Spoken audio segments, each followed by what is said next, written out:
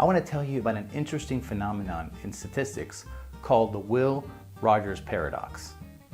The way the paradox works is when you take one element and you move it from one data set to another, and as a result, it raises the average values of both data sets.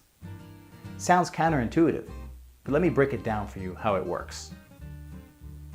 The paradox is named after comedian Will Rogers, who jokingly said, when the Okies left Oklahoma and moved to California, they raised the average intelligence of both states. Now, I'm not sure Will Rogers was able to show this statistically, but it turns out we're able to demonstrate this using college basketball data. Let me tell you the story of Alex Barcelo, a highly recruited high school basketball athlete, Arizona Player of the Year, multiple state championships, and of course, offers from Division I basketball programs like Stanford, University of Virginia, and the University of Arizona. We're going to look at Alex's sophomore and junior seasons, which he played at two different schools. His sophomore season was at the University of Arizona, and his junior season was at Brigham Young University in Utah. What's interesting about Alex's sophomore versus junior seasons is that he had a very different field goal percentage. As a sophomore at U of A, he shot 39%. As a junior at BYU, he shot 49%. Interestingly, Alex went from being one of the worst players at U of A to one of the best players at BYU. What's interesting is that the University of Arizona's team field goal percentage went up from 42% with Alex on the team to 44% without Alex the next year. Similarly, BYU's team field goal percentage also increased from 46% without Alex to 50% with Alex. As you can see, both teams' field goal percentage increased.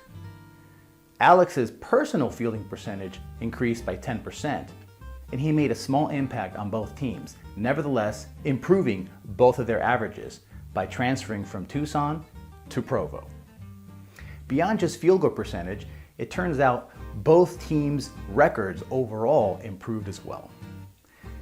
With Alex, the University of Arizona went 17 wins and 15 losses. Without Alex, they improved to 21 wins and 11 losses. Similarly, BYU improved from a 19-13 record without Alex to a 24-8 record with him. Now, this may sound counterintuitive, but there are a couple of explanations that may help sort this out. For one, the playbook may have been a better fit at BYU than at Arizona. Secondly, the team chemistry may have been better for Alex in Provo than in Tucson. But thirdly, the strength of schedule was entirely different for both schools. The University of Arizona plays in the Pacific 12 Conference, who has higher competition, while BYU plays in the West Coast Conference with a slightly different strength of schedule. Around that time, the University of Arizona's strength of schedule was 39th in the nation out of 353 teams. At the same time, BYU's was 70th in the nation. Now, that disparity in strength of schedule may help explain why Alex excelled in Provo versus Tucson.